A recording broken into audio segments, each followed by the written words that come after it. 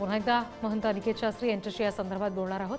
महाराज, आता तुम्ही प्रयागराजमध्ये आहात, तिथे सध्याच्या क्षणाला नेमकी काय परिस्थिती आहे? किती भाविक साधारणपणे अंदाजे तिथे आहेत? सरकार कशा पद्धतीने परिस्थिती हाताळते, काय सूचना देत आहे? सुमारे 10 कोटीपेक्षा जास्त भाविक उपस्थित आहे। ट्रॅफिक भरपूर आहे। एअरपोर्ट पासून संगमावर येण्यासाठी 5-5 तास लागत आहे आणि प्रशासनाने सुद्धा खूप चांगल्या पद्धतीने ही परिस्थिती हाताळलेली आहे। जनतेने पण प्रशासनाला सहकार्य करावं, एकमेका सहाय्य करू अवघे धरू सुपंथ। त्यामुळे कोणी उद्विग्न होता कामा नये।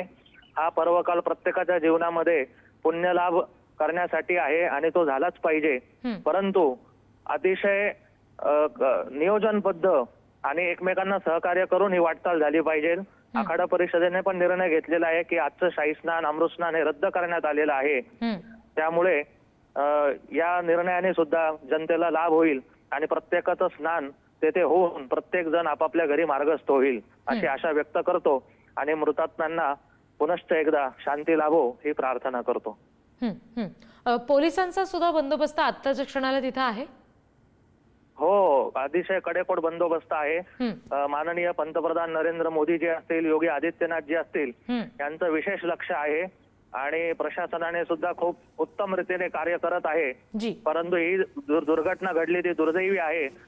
तर आता जे झालं ते पुनश्च होता कामा नये याची सर्वांनी काळजी घेतली पाहिजे। अगदी अगदी महाराज, धन्यवाद। ही सविस्तर प्रतिक्रिया आपण पुढारी न्यूजला दिली त्यासाठी।